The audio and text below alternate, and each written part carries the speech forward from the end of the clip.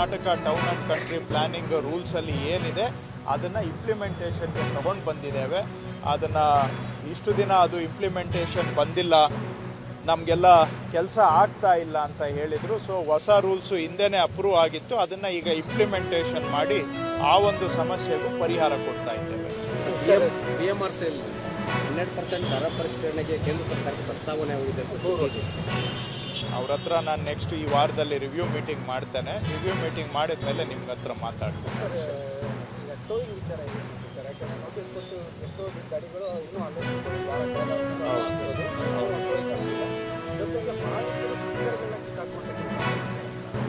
ಇಲ್ಲ, ಅವರು ಸ್ಟಿಕ್ಕರ್ ಕಿತ್ತಾಕಿದ್ರು ಪರವಾಗಿಲ್ಲ, ನಮ್ಮ ಹತ್ರ ಸ್ಟಿಕ್ಕರ್ ಅಂಟಿಸಿರೋದು ಪ್ರತಿಯೊಂದೂ ಕೂಡ ಫೋಟೋ ಇದೆ ಮತ್ತು ಅದಕ್ಕೆ ವೆಹಿಕಲ್ಗಳಿಗೆ ನಾವು ಕ್ಲ್ಯಾಂಪ್ಗಳನ್ನು ಕೂಡ ಹಾಕಿರೋದ್ರಿಂದ ಆ ರೀತಿಯಾಗಿ ಅವರು ಅಷ್ಟು ತಿರಸ್ಕಾರ ಮಾಡಿದರೆ ನಾಳೆ ಅವರ ವಾಹನ ಅವರೇ ಕಳ್ಕೊಳ್ಬೇಕಾಗತ್ತೆ. ಜನ ಈಗ ಕಾನೂನಿಗೆ ಲೆಕ್ಕನೇ ಇಲ್ಲ ಅಂತ ಹೇಳಿದ್ರೆ ಇವತ್ತೆಲ್ಲ ನಾಳೆ ಕಾನೂನು ಬೆಲೆ ತೆರಬೇಕಾಗುತ್ತೆ. ಸೊ ದಯವಿಟ್ಟು ಈ ಥರ ಯಾರೋ ಕೆಲವರು, ಎಲ್ಲರೂ ಅಂತ ನಾನು ಹೇಳೋದಿಲ್ಲ, ಕೆಲವರು ಈ ರೀತಿಯಾಗಿ ಕಾನೂನನ್ನು ಧಿಕ್ಕರಿಸಿ ವಾಹನಗಳನ್ನು ನಿಲ್ಲಿಸೋದೇ ಅಲ್ಲದೆ ನಾವು ಸ್ಟಿಕ್ಕರ್ ಅಂಟಿಸಿದ್ರೆ, ನೋಟಿಸನ್ನು ಕಿತ್ತಾಕಿದ್ರೆ ನಾಳೆ ಅದೇ ಒಂದು ಪನಿಷಬಲ್ ಅಫೆನ್ಸ್ ಆಗುತ್ತೆ. ಎವಿಡೆನ್ಸನ್ನು ನೀವು ನಾಶ ಮಾಡಿದ್ದೀರಾ ಅಂತ ಹೇಳಿದ್ರೆ ಅದಕ್ಕೆ ಬೇರೆ ಬೇರೆ ಕಾನೂನಿನ ಅಡಿ ಪ್ರಕರಣ ದಾಖಲಾಗಬೇಕಾಗತ್ತೆ. ದಯವಿಟ್ಟು ಗೌರವ ಕೊಡಿ, ಕಾನೂನಿಗೆ ಗೌರವ ಕೊಡಿ, ನನಗಲ್ಲ, ಕಾನೂನಿಗೆ ಗೌರವ ಕೊಡಿ. ಕಾನೂನು ಒಂದು ವ್ಯವಸ್ಥೆ ಸರಿ ಇದ್ದರೆ ನಾವೆಲ್ಲರೂ ಬದುಕೋದು ಸಲೀಸಾಗುತ್ತೆ. ಈಗ ವಾಹನಗಳು ಯಾವುದು ಬಿಡಾಡಿ ವಾಹನ ಇದೆ, ಅನಾಥವಾಗಿ ರೋಡ್ ಸೈಡಲ್ಲಿ ಬಿಟ್ಟು ತಿಂಗಳಾನುಗಟ್ಟಲೆ ಅಲ್ಲೇ ಇರುವಂಥವು ಅಂಥ ವಾಹನಗಳ ತೆರವು ಕಾರ್ಯಾಚರಣೆ ಆರಂಭ ಆಗಿದೆ. ನಾನು ಸಾಂಕೇತಿಕವಾಗಿ ಚಾಲನೆ ಕೊಟ್ಟಿದ್ದೇನೆ. ಎಲ್ಲ ಕಾರ್ಪೊರೇಷನ್ನಲ್ಲೂ ಕೂಡ ಇದನ್ನು ತೀವ್ರವಾಗಿ ಮಾಡಬೇಕು ಅಂತ ಹೇಳಿದ್ದೇವೆ. ಈಗ ಎಲ್ಲ ಕಾರ್ಪೊರೇಷನ್ ವತಿಯಿಂದನೂ ಕೂಡ ಅದನ್ನು ಪ್ರತಿಯೊಂದು ಕ್ಷೇತ್ರದಲ್ಲೂ ಕೂಡ ಮಾಡುವಂಥ ಕೆಲಸ ತೆಗಿತೇವೆ. ಈಗ ಅದನ್ನು ಖಂಡಿತ ಬೇರೆ ಕಡೆನೂ ಇದ್ದಾವೆ, ಅಲ್ಲೊಂದೇ ಕಡೆ ಅಲ್ಲ. ನಾನು ಕಮಿಷನರ್ ಜೊತೆ ಆಲ್ರೆಡಿ ಮೀಟಿಂಗ್ ಮಾಡಿದ್ದೇನೆ. ಎಲ್ಲೆಲ್ಲಿ ನೋಟಿಸ್ ಕೊಟ್ಟು ಒಂದು ವಾರದ ಮೇಲೆ ಆಗಿದೆ ಅವುಗಳನ್ನು ತೆರವು ಮಾಡುವಂಥ ಕೆಲಸ ಆಗಬೇಕು ಅಂತ ನಮಗೆ ಗೊತ್ತಿದೆ. ಒಂದು ವಾಹನ ತೆರವು ಮಾಡಬೇಕಾದ್ರೆ ಅವುಗಳನ್ನ ನಾವೇನು ಎಲ್ಲಿ ತಗೊಂಡೋಗಿ ಪಾರ್ಕಿಂಗ್ ಮಾಡೋದಕ್ಕೆ ಸೌಲಭ್ಯ ಮಾಡಿದ್ದೇವೆ ಅವೆಲ್ಲ 10-15 ಕಿಲೋಮೀಟ್ರ್ ದೂರ ಹೋಗಬೇಕು. ಸೊ ಒಂದು ದಿನಕ್ಕೆ ಒಂದು ಟೋಯಿಂಗ್ ವೆಹಿಕಲ್ಗೆ ಸಾಧಾರಣವಾಗಿ 2-3 ಗಾಡಿಗಳನ್ನ ತೆಗೆಯೋಕ್ಕೆ ಸಾಧ್ಯ ಅಷ್ಟೇ. ಆದರೂ ನಾವು ಬಿಡೋದಿಲ್ಲ, ಸ್ವಲ್ಪ ನಿಧಾನ ಆಗ್ಬೋದು, ಯಾಕೆಂದರೆ ಟೋಯಿಂಗ್ ಕೆಪಾಸಿಟಿ ಸ್ವಲ್ಪ ಕಡಿಮೆ ಇರ್ಬೋದು. ಅದರಿಂದ ಎಲ್ಲ ವಾಹನಗಳನ್ನು ನಾವು ಸ್ಟಿಕ್ಕರ್ ಅಂಟಿಸಿರೋದನ್ನ ಎಲ್ಲದನ್ನೂ ತೆಗಿಯೋಕ್ಕಾಗಿಲ್ಲ. ಹಾಗಂತೇಳಿ ನಾವು ಯಾರನ್ನೂ ಬಿಡೋದಿಲ್ಲ, ಯಾಕಂದರೆ ಕ್ಲ್ಯಾಂಪ್ ಹಾಕ್ತೇವೆ. ಸುಮಾರು 5,000 ಕ್ಲ್ಯಾಂಪ್ ಇದೆ. ಆ ಕ್ಲ್ಯಾಂಪ್ಗಳು ಬೇಕಾದರೆ ಇನ್ನೂ ಹೆಚ್ಚುವರಿ ಕ್ಲ್ಯಾಂಪನ್ನು ಖರೀದಿ ಮಾಡಿ ಅಂತ ಹೇಳಿದ್ದೇವೆ. ಒಂದ್ಸತಿ ಕ್ಲ್ಯಾಂಪ್ ಹಾಕಿದ ಮೇಲೆ ಅದನ್ನು ಅವರು ತಗೊಳ್ಳೋದಕ್ಕೂ ಆಗೋದಿಲ್ಲ.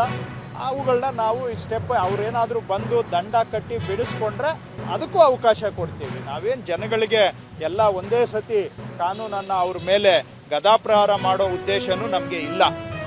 ಅವ್ರು ಕ್ಲ್ಯಾಂಪ್ ಹಾಕ್ತೇವೆ, ಆ ಟೈಮ್ ಒಳಗಡೆ ಅವರು ತಗೊಳ್ಳಿಲ್ಲ ಅಂದರೆ 1-2 ದಿನ ನಿಧಾನ ಆಗ್ಬೋದು. ನಾಟ್ ಓನ್ಲಿ ರಾಮವಳ್ಳಿ ಅಮ್ಮ, ಈ ಥರ ಬೆಂಗಳೂರು ಸುತ್ತಮುತ್ತಲಲ್ಲಿ 16 ಕಡೆ ಇದ್ವಿ. ಎಲ್ಲ ಕಡೆಯಲ್ಲೂ ಕೂಡ ಆದ್ಯತೆ ವಲಯವಾಗಿ ಮಾಡಿ ಈಗಾಗಲೇ ನಾವು ಚಲಘಟ್ಟ, ರಾಮವಳ್ಳಿ, ಬೇರೆ ಬೇರೆ ಎಲ್ಲವೂ ಕೂಡ ಉದ್ಘಾಟನೆ ಮಾಡ್ತಾ ಇದ್ದೀವಿ. ಅಭಿವೃದ್ಧಿ ಅಂದರೆ ಕೇವಲ ಕೆಲವು ಎಲ್ಲ ಅಭಿವೃದ್ಧಿ ಆಗಬೇಕು ಅನ್ನೋ ಬಯಕೆಯಿಂದ ರಾಷ್ಟ್ರದ ಪ್ರಧಾನಮಂತ್ರಿ ನರೇಂದ್ರ ಮೋದಿಯವರು ರಾಜ್ಯದ ಅನೇಕ ಇಂಥ ಕೆಲಸಗಳನ್ನು, ರೈಲ್ವೆ ಮತ್ತು ಹೈವೇ ಇವೆರಡೂ ರಾಜ್ಯದ ಅಭಿವೃದ್ಧಿಯ ಸಂಕೇತ ಅನ್ನೋದನ್ನು ಅರ್ಥ ಮಾಡಿಕೊಂಡು 100ಕ್ಕೆ 100 ಭಾರತ ಸರ್ಕಾರನೇ ಹಣ ಕೊಟ್ಟು ಇದನ್ನು ಮಾಡೋ ಸರಿಯಾಗಿ ತೀರ್ಮಾನ ಮಾಡಿ ಇವತ್ತು ಹಂತವಾಗಿ ಮುಗಿಸ್ತಾ ಇದ್ದೀವಿ. ಇದು ನನಗೆ ಭಾರಿ ತುಂಬ ವರ್ಷದ ಬೇಡಿಕೆ ಇತ್ತು. ನಾನೇ ಸ್ವತಃ 16 ಬಾರಿ ಮುತುವರ್ಜಿ ವಹಿಸಿ ಮುಗಿಸಿದ್ದೀವಿ. ಇದಕ್ಕೆ ರಾಜ್ಯ ಸರ್ಕಾರದ ರಾಜ್ಯ ಸರ್ಕಾರ, ಭಾರತ ಸರ್ಕಾರದ ಯೋಜನೆಗಳಂತ ಇರ್ತವೆ. ಆ ಯೋಜನೆಗಳನ್ನು ಕಾರ್ಯರೂಪಕ್ಕೆ ತರುವಾಗ ರಾಜ್ಯ ಸರ್ಕಾರಗಳ ಸಹಕಾರ ಎಷ್ಟು ಮಟ್ಟಿಗೆ ನಮ್ಗೆ ದೊರಕಿದ್ರೆ ಸಹಾಯ ಆಗ್ತದೆ ಮತ್ತು ಇದು ಒಂದು ಕಾರಣ. ನಾವು ರೋಡ್ ಬ್ಲಾಕ್ ಮಾಡಿದ್ವಿ, ಅವ್ರು ಬ್ಲಾಕ್ ಮಾಡಿದೋಗಿ ನಾವು ಮಾಡೋಕ್ಕಾಗ್ತಾನೆ ಇರಲಿ. ಆ ಬ್ಲಾಕ್ ಮಾಡೋ ಆ ಸಣ್ಣ ಕೆಲಸನೂ ಕೂಡ ಅದು ರಾಜ್ಯ ಸರ್ಕಾರಗಳೇ ಮಾಡಬೇಕಾಯ್ತದೆ. ಇಂಥ ಅನೇಕ ವ್ಯವಸ್ಥೆಗಳಿದೆ. ಈ ವ್ಯವಸ್ಥೆಯ ಮಧ್ಯದಲ್ಲಿ ಅಭಿವೃದ್ಧಿಯನ್ನು ಕೂಡ ಮಾಡಬೇಕಾದ್ದು ನಮ್ಮ ಕರ್ತವ್ಯ. ಕವಚು ಇದೊಂದು ವಿನೂತನ ಯೋಜನೆ. ಎರಡು ಒಂದೇ ಲೈನಲ್ಲಿ ಎರಡು ಕಡೆಯಿಂದ ಟ್ರೈನ್ ಬಂದು ಕನಿಷ್ಠ 50 ಮೀಟರ್ನಲ್ಲಿ ಎಷ್ಟೇ ಸ್ಪೀಡ್ ಇದ್ರೂ ಕೂಡ ಅದು ನಿಲ್ತದೆ. ನಾಟ್ ಓನ್ಲಿ ರಾಮವಳ್ಳಿ ಅಮ್ಮ, ಈ ಥರ ಬೆಂಗಳೂರಿನಲ್ಲಿ ಬೆಂಗಳೂರು ಸುತ್ತಮುತ್ತಲಲ್ಲಿ 16 ಕಡೆ ಇದ್ವಿ.